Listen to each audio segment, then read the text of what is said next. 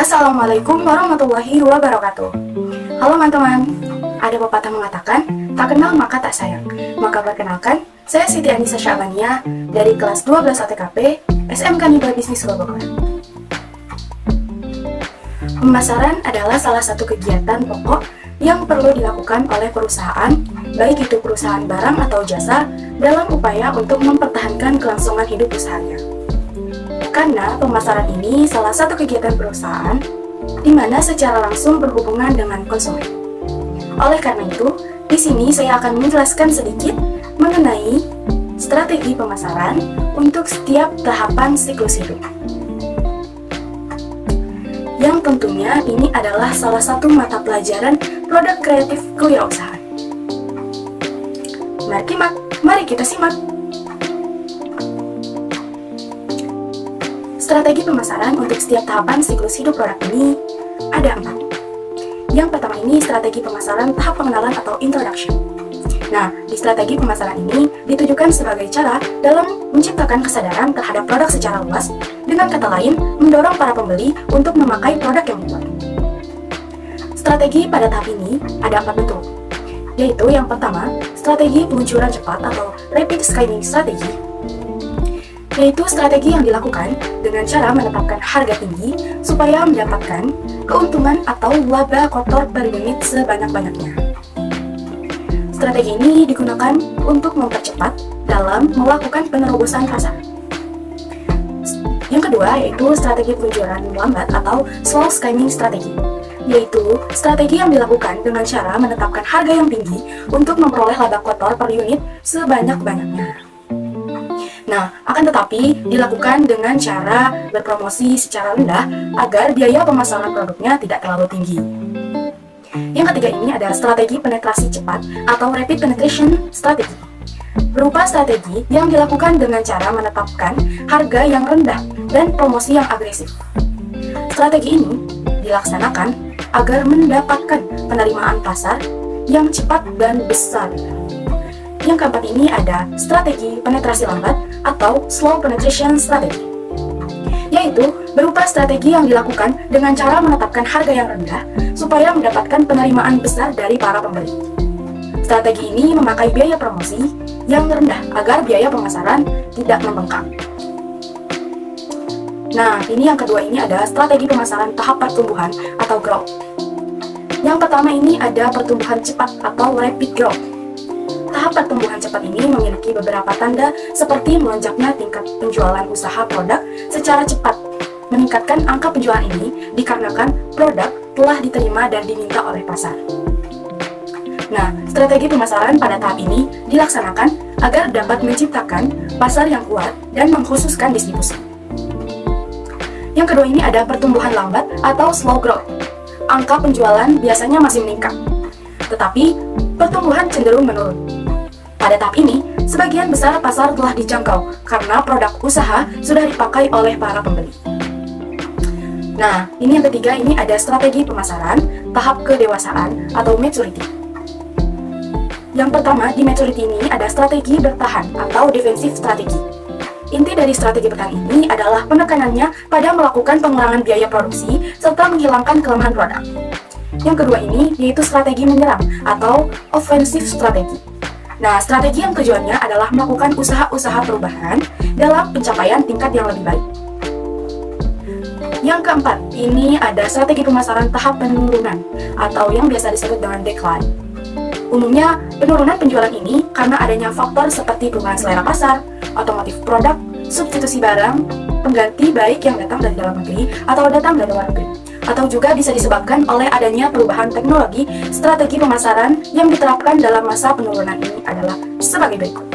Yang pertama, yaitu meningkatkan investasi agar mampu mendominasi pasar atau memiliki posisi persaingan yang baik.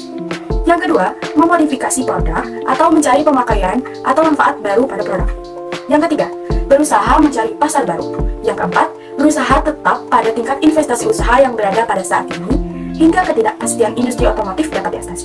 Yang kelima, yaitu melakukan pengurangan terhadap investasi dengan cara meninggalkan pembeli yang kurang menguntungkan, lalu meningkatkan investasi khusus bagi kelompok kecil pembeli yang masih tetap setia, serta memberikan laba atau keuntungan. Yang keenam, berusaha melakukan strategi pengembalian uang tunai dengan cepat. Dan yang ketujuh adalah meninggalkan bisnis yang mengalami penurunan tersebut serta melakukan penjualan aset usaha. Nah, di sini ada kepuasan pelanggan produk. Pengertian kepuasan pelanggan produk ini adalah kepuasan konsumen merupakan suatu keadaan pembeli sedang membutuhkan produk yang saat itu sedang melakukan pembenahan atau perbaikan terhadap agar menjadi lebih baik dan bernilai estetis. Dan ada juga faktor kepuasan pelanggan produk. Nah, ada beberapa faktor yang digunakan dalam mengevaluasi kepuasan pelanggan terhadap suatu produk. Di antaranya sebagai berikut. Yang pertama, yaitu kinerja atau performance, berupa ciri khas dalam operasi pokok dari produk inti yang dibeli. Dan yang kedua ini ada ciri-ciri atau keistimewaan tambahan atau features, berupa ciri khas sekunder atau pelengkap. Yang ketiga ini ada keandalan atau reliability, yaitu berupa kemungkinan adanya kerusakan kecil akibat dipakai.